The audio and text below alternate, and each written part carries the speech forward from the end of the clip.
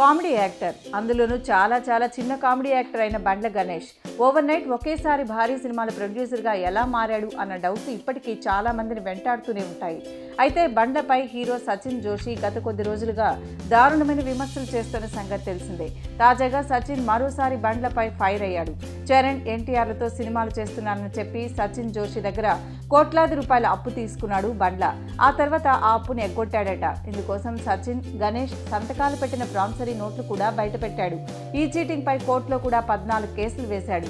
బండ్ల నాన్న వచ్చి నా కాళ్లు పట్టుకుని ఏడిస్తే అప్పటికి క్షమించాల్సి వచ్చిందని చెప్పాడు సచిన్.